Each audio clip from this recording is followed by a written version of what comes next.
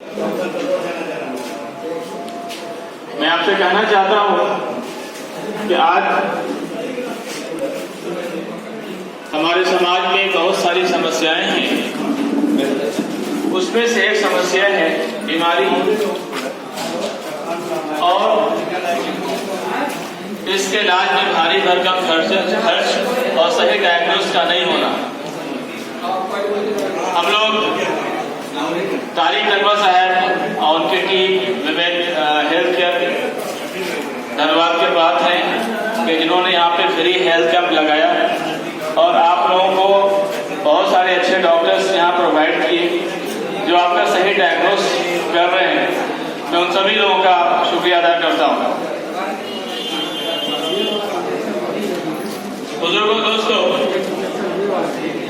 आज नेचर से दूर होना यानी प्राकृतिक से दूर होना, उसके नियमों का पालन नहीं करना बीमारी का सबसे बड़ा कारण है। अगर आप नेचर को फॉलो करते हैं, नेचर के रूल को फॉलो करते हैं, तो शायद आप बीमार ना हो।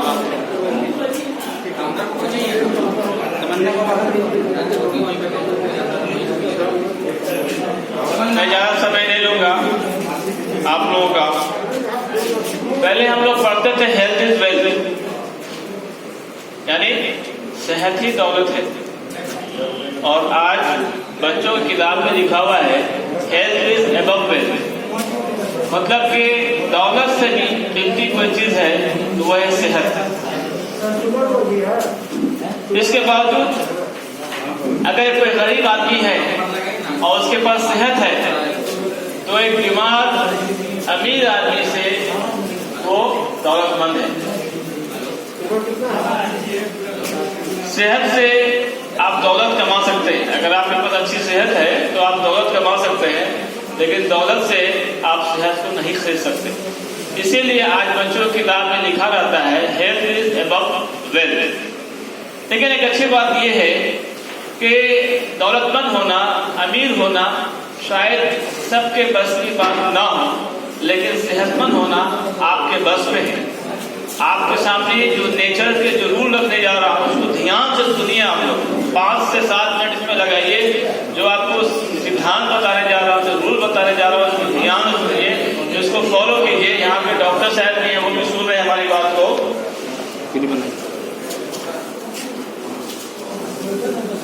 आखिरी संदेशा साहब ने कहा था एक बार कि बीमार होने से पहले सेहत को गनीमत जानना और मरने से पहले जिंदगी को गनीमत जानना। दोस्तों, बीमारी 3 तरह की होती है। एक होता है शारीरिक, एक होता है मानसिक और एक होता है आत्मा की बीमारी, रूह की बीमारी। आज की बीमारी जो फल फूल रही है, जिसको हम लाइफ स्टाइल डिजीज कहते हैं, इसके जिम्मेवार हम आप खुद हैं। ये बीमारी हम खुद ला रहे हैं। हमारे जो मालिक हैं, जो ईश्वर हैं, उसने हमारे एग्जिस्टेंस के लिए सूरज बनाया, बादल बनाया, तरह तरह की चीज बनाई और हमें सेहतमंद रखने के लिए समय समय पे उन्होंने अपने संदेशा भेजा कि कैसे हम अपनी सेहत को मेंटेन रख सकते हैं। अंतिम संदेशा के माध्यम से हमारे ईश्वर ने सेहत को बरकरार रखने के लिए कुछ टिप्स दिए हैं। वो टिप्स मैं आपके सामने रखने जा रहा हूँ, वो सिद्धांत रखने जा रहा हूँ। सबसे पहला सिद्धांत ध्यान से सुनिए बुजुर्गों, दोस्तों। सबसे पहला सिद्धांत मोहम्मद साहब ने दिया, राइज बिफोर सनराइज, यानी कि सूरज उगने से पहले उठ जाइए। ये सेहत का बहुत बड़ा राज है। सूरज उगने से आधा घंटा पहले और सूरज उगने के आधा घंटा बाद जो 1 घंटा का जो टाइम होता है, इसमें ऑक्सीजन एबंडेंस मिलता है। आपने कोविड में देखा कि ऑक्सीजन की कमी से न जाने कितने लोग मर गए, न जाने कितने लोग डिप्रेशन में चले गए और कितने पैसे बर्बाद हुए। लेकिन फिर भी आज हम उस ऑक्सीजन की कदर नहीं कर रहे हैं। हमें जो सही ऑक्सीजन मिलता है वो सुबह सूरज उगने से आधा घंटा पहले और सूरज उगने से आधा घंटा बाद।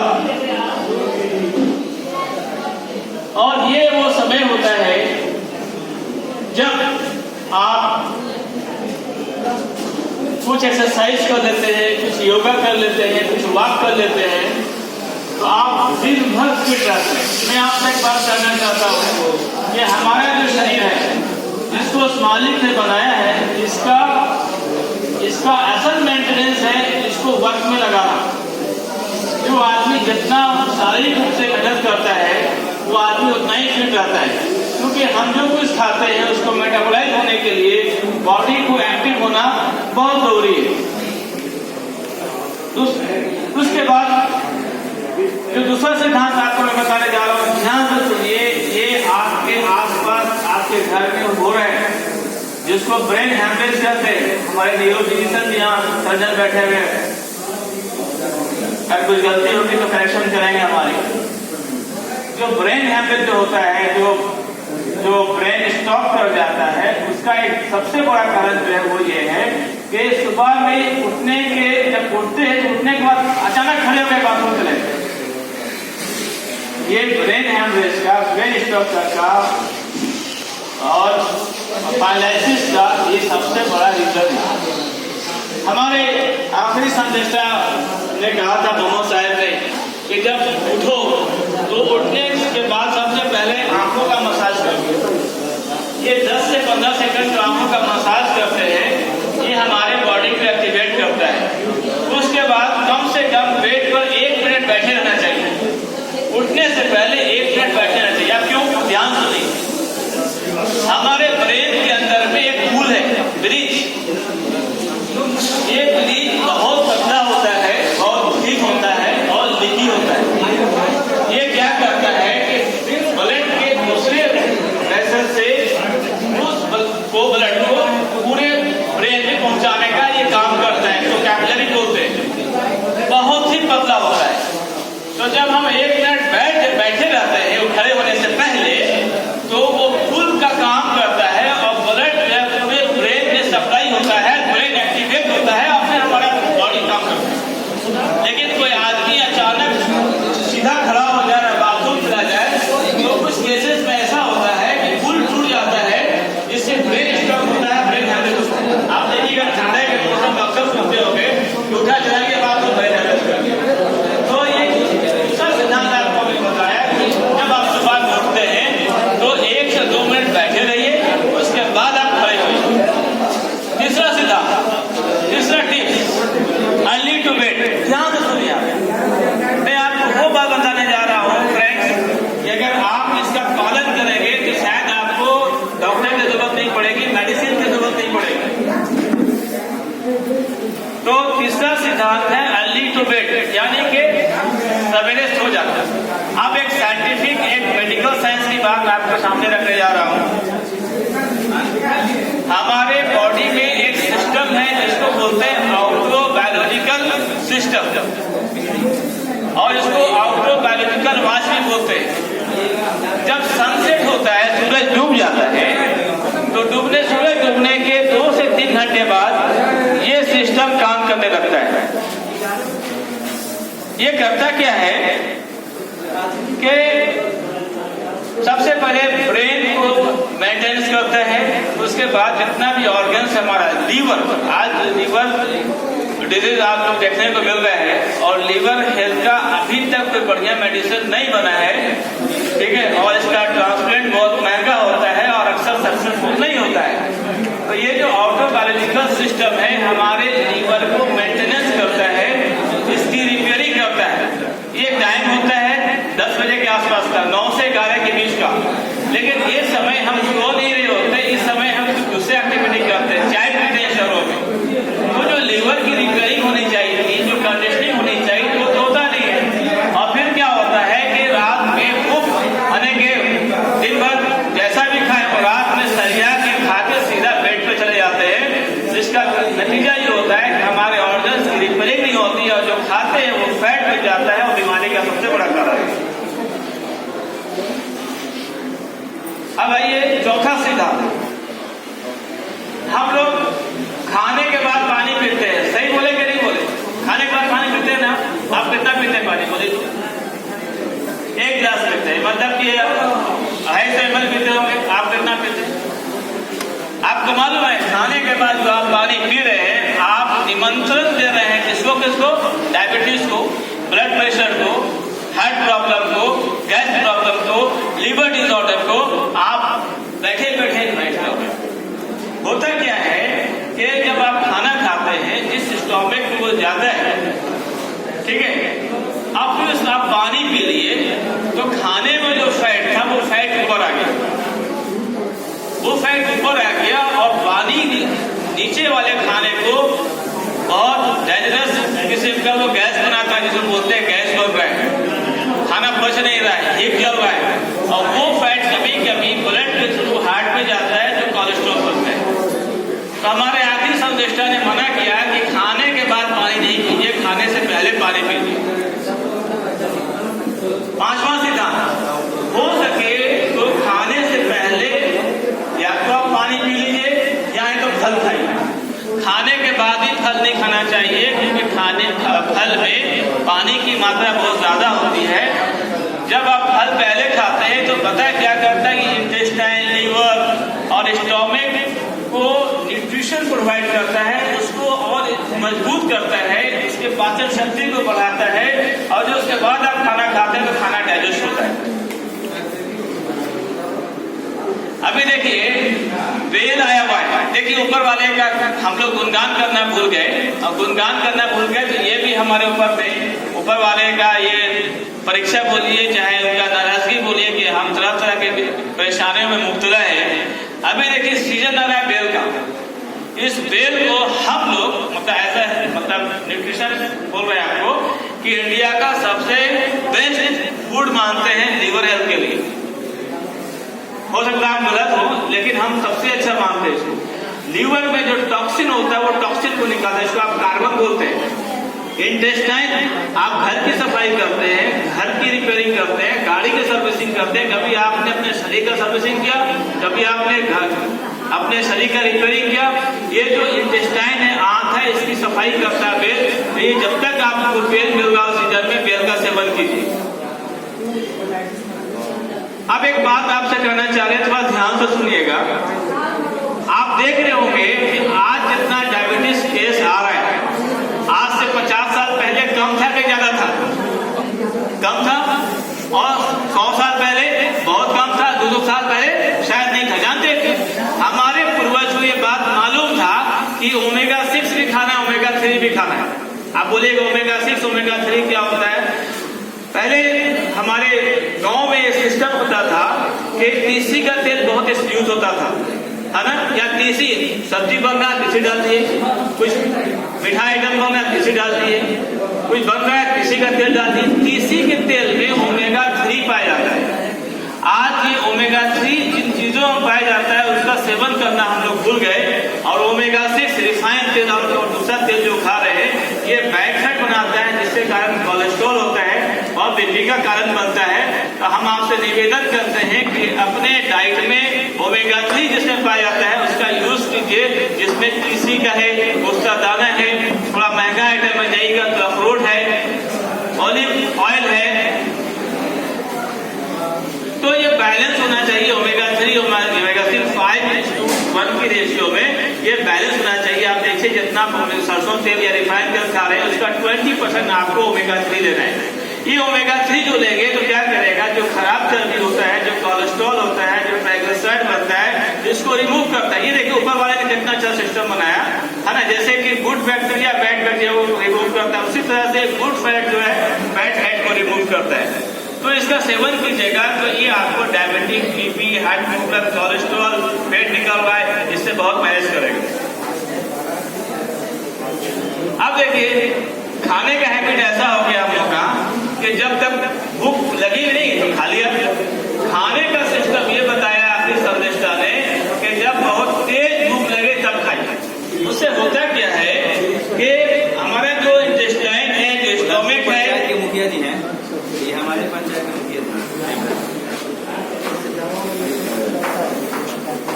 जब खाली होता है पेट तो लीवर एक बाइल जूस छोड़ता है, एक हंगर जूस छोड़ता है, जो पहले आ जाने से इसके बाद जब आप खाना खाते हैं तो उसे पकाने का काम करता है, हमारा खाना पच जाता है। अब आइए सफाई की बात करें हम। क्लीनिंग, आपको घर और शरीर को साफ रखना ही है, लेकिन ये जो आप देख रहे हैं हाथ, ये चेहरा, ये पैर, ये कान, इसको दिन भर में कितना बार धोते जाता है। इसमें कार्बन आता है और ये कार्बन क्या करता है, ब्रेन और हमारे स्किन के कनेक्टिविटी को कम करता है, जिसके कारण बहुत सारी बीमारियां होती है। इसलिए दिन भर में 5 बार 6 बार जो है हाथ, पैर, चेहरा ये सब धोते रहना चाहिए। अब आते हैं बहुत इंपॉर्टेंट आपके सामने रखने जा रहे हैं।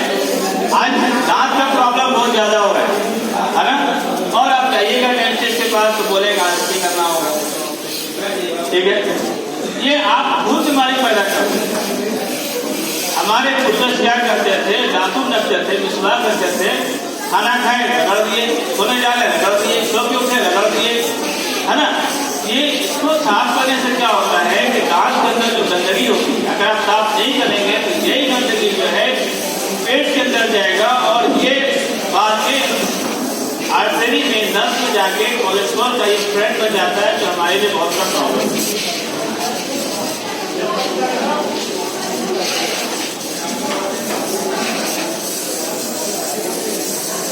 अब आइए,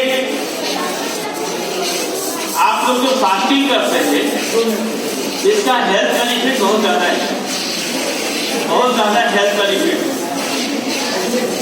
महीने में 5 से 6 दिन फास्टिंग करना चाहिए, यानी अपने पेट में 8 से 12 घंटा कुछ मत डालिए, ना पानी डालिए, ना खाना डालिए, कुछ भी खाने पीने का सामान मत डालिए।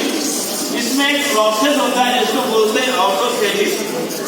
ये करता क्या है कि जैसे मानिए कि आपका पेट निकला हुआ है या कभी ज्यादा खा लिए, उससे जो फैट बन जाता है या सेल डैमेज हो जाता है, और वो जो सेल डैमेज होता है उसी से कैंसर होता है, उसी से कैंसर होता है। तो जब आप फास्टिंग करते हैं, यानी अपने पेट में 8 से 12 घंटे तक खाना पानी नहीं दिए, तो ये क्या करता है, जो डैमेज सेल को रिसाइकिल करके, रिपेयर करके फिर से फ्रेश सेल बना देता है, जो हमारे शरीर में काम आता है। इसीलिए ईश्वर ने, चाहे वो किसी भी धर्म को मानने वाले हो, सब में ये बात है कि फास्टिंग करो। फास्टिंग करने से एक बहुत बड़ा फायदा होता है। अब आते हैं मानसिक रोग। मानसिक रोग ऐसा है कि अगर आप इससे ग्रस्त हैं तो ये आपके शारीरिक रूप से गलत करना है। और हम फिर एक वही बात दोहराएंगे कि मानसिक रोग के भी जिम्मेदार हम खुद हैं। ये मानसिक रोग कहाँ से आता है? ईर्ष्या, जलन, है ना। 3C बोलते हैं, कंप्लेन कर रहे हैं हमेशा किसी का कंडेम कर रहे हैं, किसी का क्रिटिसाइज कर रहे हैं। ये आपकी एटीट्यूड को बिगाड़ देता है। आप सोचते हैं किसी और का बुराई कर रहे हैं, लेकिन आप अपना खुद बुराई कर रहे हैं। इसका आपके हेल्थ सिस्टम पे, डाइजेशन सिस्टम पे बहुत बुरा प्रभाव पड़ता है। इसीलिए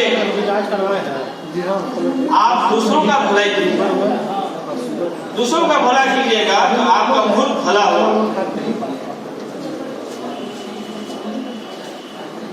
संस्कृत में एक मंत्र है, शायद आप लोग जानते होंगे, वसुधैव कुटुंबकम, सारा विश्व एक परिवार। सारा विश्व एक परिवार। हम लोग क्या किए, तरह तरह का जात बना दिए, धर्म बना दिए, लड़ने का सारा कुछ कर दिया। जब ये धरती पे उस मालिक ने सबसे पहले एक पुरुष ने एक स्त्री को भेजा, जिसको स्वयं भी कहते हैं, जिसको आदिम भी कहते हैं, जिसको एडम भी कहते हैं, उनकी संतान है, जिस संतान के संतान है, किसान होते होते होते आज 800 करोड़ हो गए।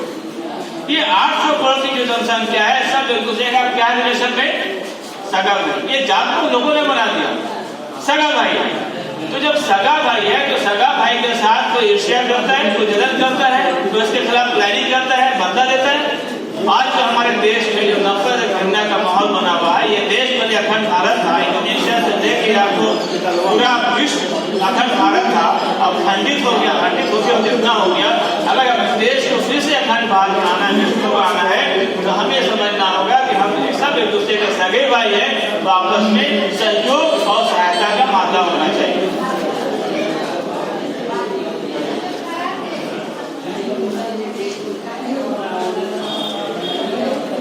अब एक जो तीसरा नंबर है बीमारी का वो है आत्मा रोग। आत्मा में भी रोग होता है और ये रोग जो है मानसिक रोग और शारीरिक रोग से ही बड़ा रोग है। अगर किसी का आत्मा रोगग्रस्त हो गया तो वो मानसिक रूप से भी बीमार होगा, शारीरिक रूप से बीमार होगा। आत्मा के भी प्यूरिफिकेशन के लिए हमारे मालिक ने कुछ विधान बताए, है ना। योगा करो, योगा क्या है? जुड़ो। योग का मतलब जुड़ना, किससे जुड़ो? एक मालिक से जुड़ो। हमें दूसरा कोई मालिक दिखता ही नहीं, उसी की प्रशंसा, उसी की गुणगान, उसी को धन्यवाद, उसी की तारीफ करनी चाहिए। हम जिस भाषा में भी बात करते हो उस भाषा में उस एक मालिक से सतमार्ग करना चाहिए। रात में सोने से पहले गुणगान करना चाहिए, उसी के आगे सर झुकाना चाहिए, उसी से मांगना चाहिए। लेकिन हम लोग एक पाप क्या करने लगे कि उसने जो महापुरुषों को भेजा, संदेशताओं को भेजा, उसी को हम लोग भगवान मान लिए, खुदा मान लिए और उसी की हम लोग पूजा करने लगे, जिससे आत्मा में रोग आने लगा। तो आत्मा की प्यूरिफिकेशन के लिए बहुत जरूरी है कि जिस भाषा में आप ओम पुकारें, परमेश्वर कहें, अल्लाह कहें, गॉड कहें, जिस वो एक है, वो अलग अलग नहीं है। उस एक की पूजा भक्ति उसी से मांगना, उसी के धन्यवाद करना हमारे आत्मा के बीमारी का इलाज है। अंत में आपको इस संस्था के बारे में थोड़ा बता दें। ये संस्था पूरे विश्व के 8 देशों में है, भारत के 200 ज्यादा डिस्ट्रिक्ट में है। 1987 25 अगस्त से इसकी स्थापना हुई थी। इसका मेन मोटिव है, आज के डेट में बता रहे हैं कि भारत को विश्वगुरु बनाना है, शक्तिशाली बनाना है और इसके लिए सहायता, ये सिद्धांत दिया हुआ है, सहयोग एक का ये आधार है, प्रिंसिपल है, जिसको लेके काम करती आज आपके यहाँ जो हेल्थ कैंप लगा, हम लोग हमेशा जगह जगह हेल्थ कैंप